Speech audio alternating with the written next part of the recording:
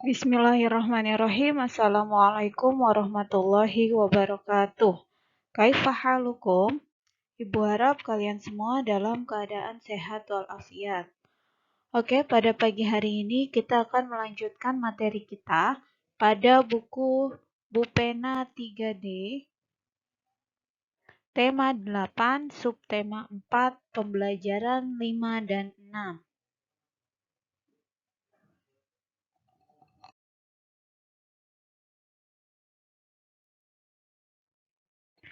Oke, sebelum mulai belajar, Ibu akan membacakan terlebih dahulu kompetensi dasar mata pelajaran. Mata pelajaran kita yang pertama yaitu Bahasa Indonesia dengan KD 3.7. Mencermati informasi tentang konsep 8 arah mata angin dan pemanfaatannya dalam denah. Mata pelajaran yang kedua yaitu Matematika dengan KD 3.13. Menjelaskan data berkaitan dengan diri peserta didik yang disajikan dalam diagram gambar. Dan mata pelajaran yang ketiga yaitu PPKN dengan KD 3.1. Memahami arti gambar pada lambang negara Garuda Pancasila. Oke, langsung saja kita masuk ke pembelajaran 5 di halaman 182. Dibuka bukunya halaman 182. Sudah dibuka semuanya?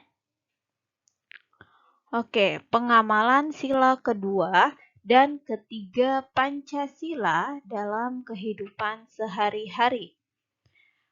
Di sekolah terdapat berbagai macam keberagaman, di antaranya keberagaman budaya, bahasa daerah, dan keterampilan yang dimiliki, dan masih banyak lain.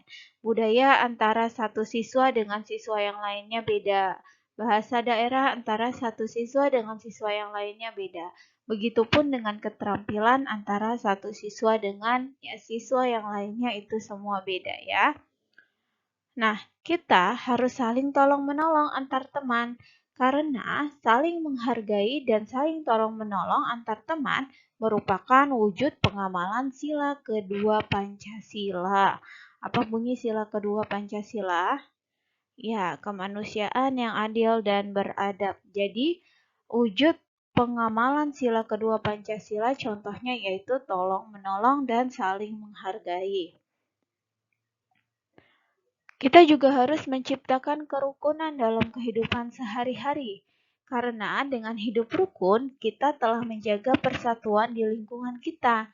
Nah, menjaga persatuan ini merupakan pengamalan sila ketiga Pancasila. Apa bunyinya sila ketiga Pancasila? Ya, Persatuan Indonesia.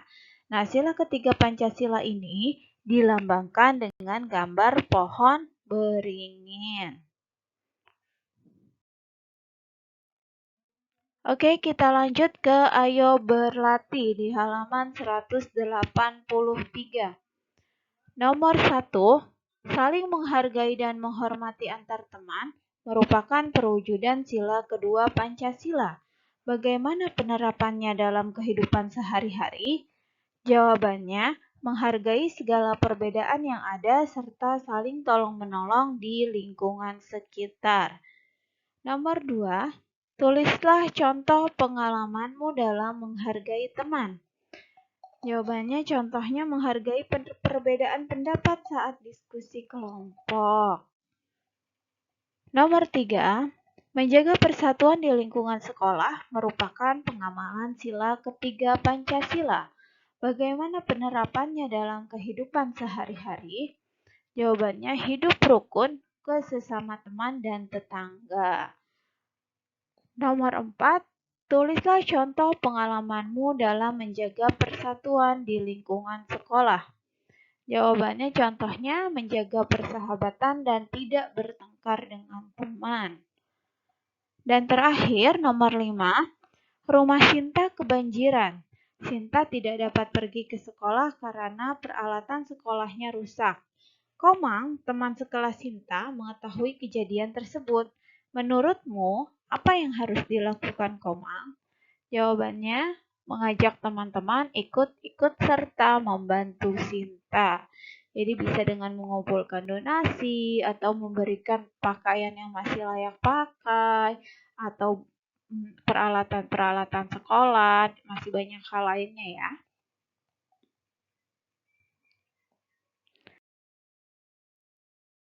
Kita lanjut ke halaman 184. Membaca data pada diagram gambar. Diagram gambar adalah diagram yang menggunakan gambar untuk menyatakan suatu data. Jadi dia menggunakan gambar ya untuk menyatakan suatu data. Satu gambar ini dapat mewakili satu atau lebih data. Nah, contohnya bisa dilihat di contohnya ya. Di sini, nama siswanya ada Beni, ada Dedi, ada Komang, ada Fitri, dan ada Dina. Si Beni mempunyai TKK ada 4 bintang. Di sini di bawahnya ditulis ya keterangannya, satu gambar bintang mewakili satu TKK. Berarti si Deni ada 4 bintang, dia punya 4 TKK. Kalau Dedi punya 2 bintang, berarti dia punya 2 TKK. Kalau Komang, dia ada 3 bintang, berarti dia mempunyai 3 TKK. Fitri mempunyai 3 bintang, berarti dia punya 3 TKK juga. Dan terakhir Dina mempunyai 4 bintang atau 4 TKK.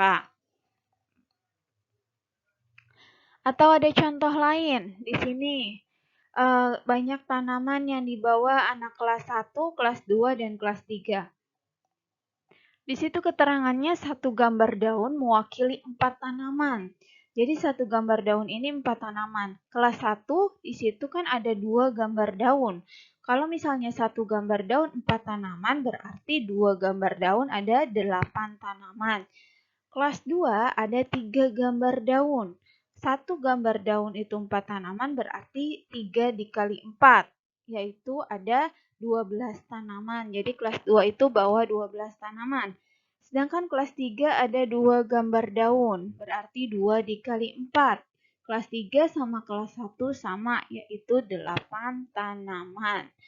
Jadi kalau misalnya ada sebuah diagram gambar, itu kamu harus melihat dulu keterangan di bawahnya. Satu gambar ini mewakili berapa data. Kalau misalnya yang pertama tadi yang contoh bintang, itu kan satu gambar mewakili satu TKK. Sedangkan yang gambar daun, satu gambar daun mewakili 4 tanaman. Jadi satu gambar daun itu bernilai 4 tanaman. Paham ya sampai sini ya?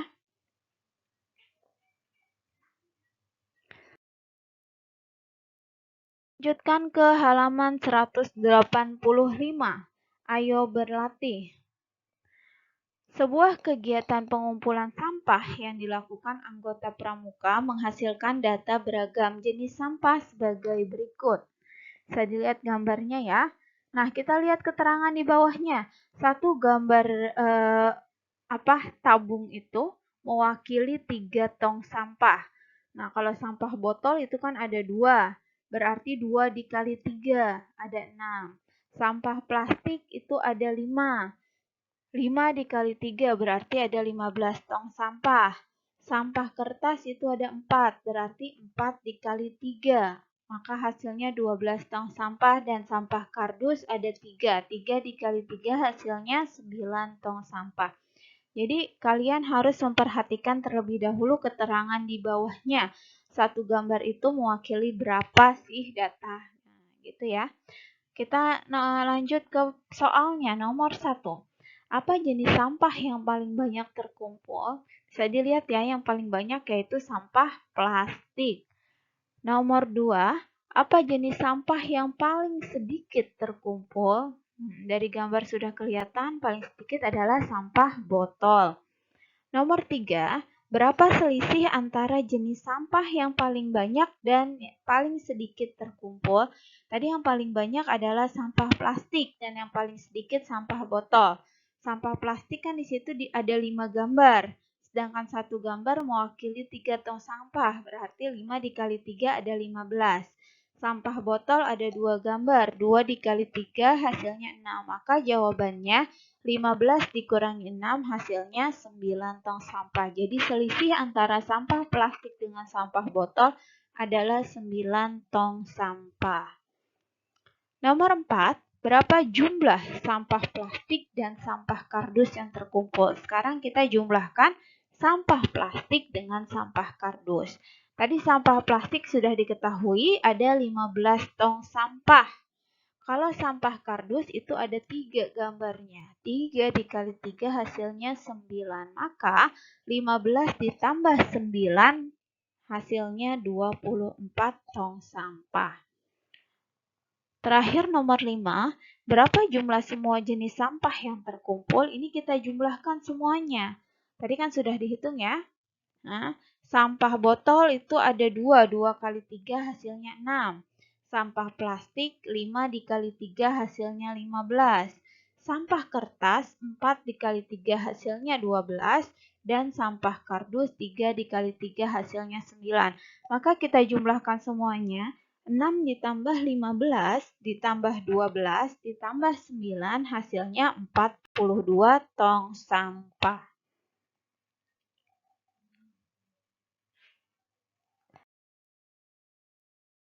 Halaman 186 menggambar denah. Di situ ada sebuah soal ya. Ada soal cerita. Jadi kalian diminta untuk menggambar denah sesuai dengan soal cerita yang ada. Menjemput adik pulang. Paman Doni ingin menjemput Doni pulang sekolah. Paman Doni tidak hafal letak sekolah Doni. Ibu membuatkan denah untuk Paman Doni. Dari rumah, Paman Doni harus berjalan ke arah timur karena sekolah Doni terletak di sebelah timur rumah Doni.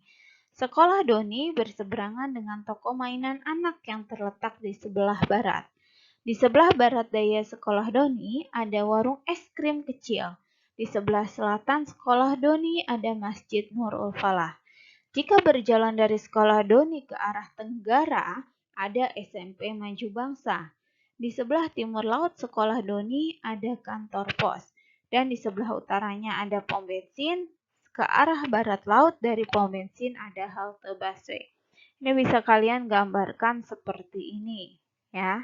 Jadi dari rumah Doni ke arah timur tuh ke sekolah Doni. Terus di sekolah Doni sebelah timur. Seberangnya ada toko mainan. Sebelah barat daya ada warung es. Nah, sebelah selatan ada masjid. Terus sebelah tenggara ada SMP. Sebelah timur ada kantor pos. Sebelah utara ada pom bensin. Dan sebelah barat laut ada halte busway.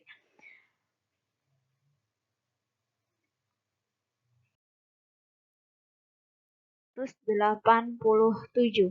Menjelaskan posisi suatu tempat pada denah. Kita sudah masuk ke pembelajaran 6 ya. Denah memudahkan kita untuk menemukan suatu tempat atau jalan menuju suatu tempat. Untuk membaca denah, kita harus memperhatikan keterangan dan gambar dalam denah dengan teliti. Gunakan arah mata angin sebagai patokan utama. Kalian sudah hafalkan arah mata angin? Timur, tenggara, selatan, barat daya, barat, barat laut, utara, timur laut. Ada 8 arah mata angin, itu harus dihafal ya. Kita lanjut ke ayo berlatih. Perhatikan denah berikut. Itu bisa dilihat di bukunya ya, itu ada sebuah denah. Perintahnya, tulislah 5 kalimat petunjuk agar Bayu sampai di sekolah sesuai denah di buku. Ya. Jadi kalian harus membuat 5 kalimat petunjuk. Sini Ibu bikin contohnya, Bayu harus berjalan ke arah timur untuk sampai ke sekolah. Kemudian ke arah Jalan Cemara dan ke Jalan Elang. Bayu harus melewati rumah Aditya dan rumah Kafa sebelum ke sekolah. Sekolah Bayu terletak di sebelah timur Jalan Cendrawasih. Sedangkan di sebelah selatan sekolah Bayu terdapat toko buku. Kalian bebas ya bisa menulis kalimat petunjuk apa aja dari sebuah denah di sini. Karena gambarnya itu banyak banget ya.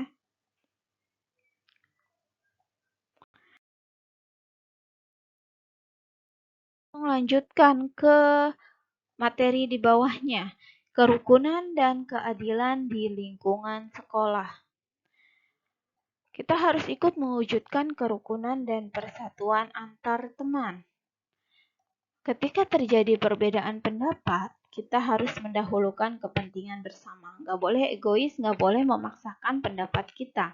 Ya, kalau misalnya ada yang tidak suka dengan pendapat kita hargai dan kita harus mendahulukan kepentingan bersama.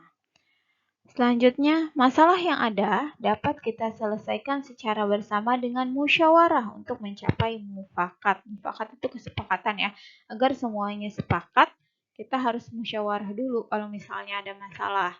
Nah, pengambilan keputusan dengan cara musyawarah untuk mencapai mufakat ini sesuai dengan pengamalan sila keempat Pancasila yang berbunyi kerakyatan yang dipimpin oleh hikmat kebijaksanaan dalam permusyawaratan perwakilan. Jadi musyawarah merupakan salah satu contoh pengamalan sila keempat Pancasila. Sila keempat Pancasila dilambangkan dengan gambar kepala banteng. Makna sila keempat Pancasila adalah ciri khas bangsa Indonesia yang menyelesaikan masalah bersama dengan musyawarah untuk mencapai mufakat. Keputusan yang diambil dari musyawarah tersebut harus memberikan keadilan bagi kepentingan bersama. Jadi harus adil. Nah, keadilan ini dapat dicapai bila kita menjaga keseimbangan antara hak dan kewajiban. Kita harus melaksanakan kewajiban terlebih dahulu, setelah itu kita baru berhak mendapatkan apa yang kita dapatkan gitu ya. Mewujudkan rasa keadilan di lingkungan sekolah merupakan pengalaman sila kelima Pancasila. Sila kelima Pancasila yang berbunyi keadilan sosial bagi seluruh rakyat Indonesia. Oke, kita lanjut ke halaman 188. Ayo berlatih. Nomor 1, apa makna sila keempat Pancasila dalam kehidupan sehari-hari? Jawabannya, makna sila keempat Pancasila yaitu ciri khas bangsa Indonesia yang menyelesaikan masalah bersama dengan musyawarah untuk mencapai mufakat. Nomor 2, tulislah cerita pengalamanmu melakukan musyawarah di kelas. Contohnya diskusi kelompok. Diskusi itu termasuk musyawarah ya.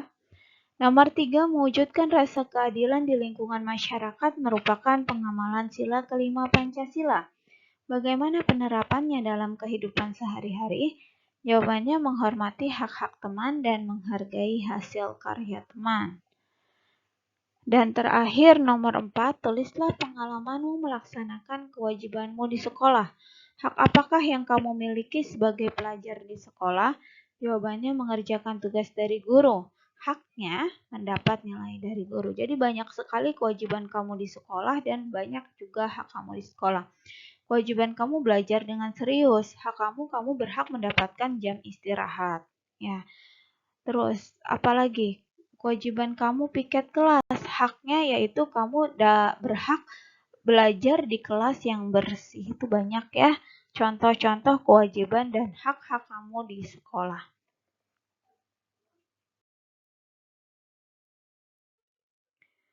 Kita lanjut ke halaman 189. Menyajikan data dalam bentuk diagram gambar. Untuk menyajikan data dalam bentuk diagram gambar, perhatikan langkah-langkah berikut.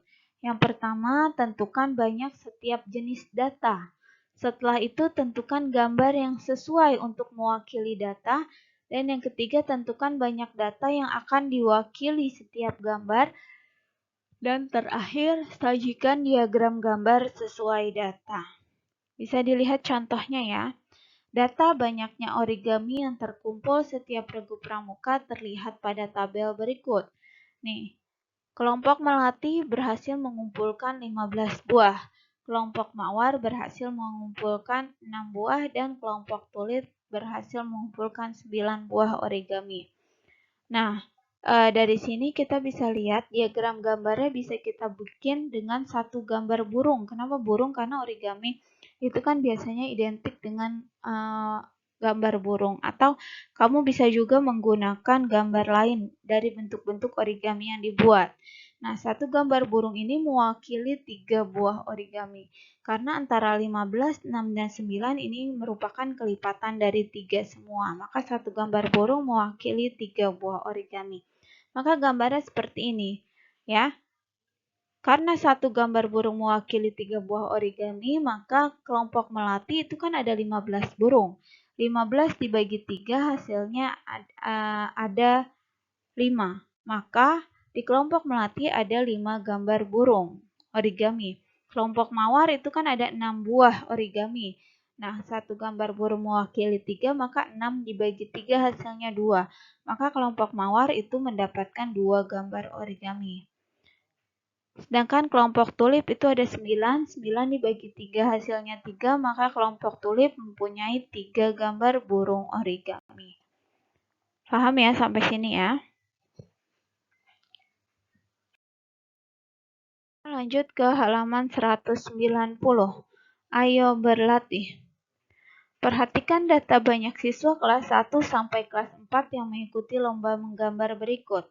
Kelas 1 ada 15 siswa, kelas 2 ada 25 siswa, kelas 3 ada 20 siswa, dan terakhir kelas 4 ada 20 siswa. Dari sini kita lihat dulu kira-kira ya, kelipatan berapa sih angka 15, 25, 20, dan 20? Kelipatan 5 ya.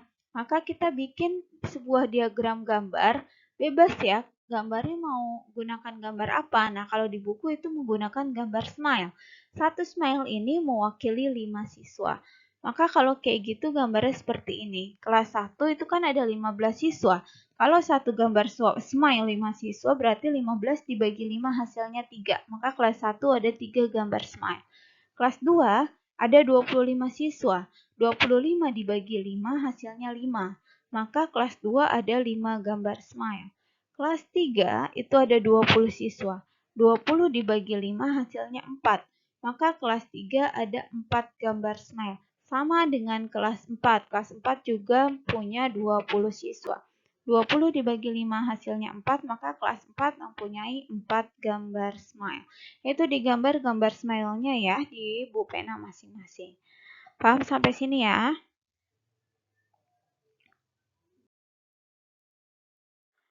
Oke, alhamdulillah pembelajaran kita pada pagi hari ini selesai. Terima kasih atas segala perhatiannya. Jika ada hal-hal yang belum kalian pahami, silahkan ditanyakan ke wali kelas masing-masing. Akhirul kalam, wassalamualaikum warahmatullahi wabarakatuh.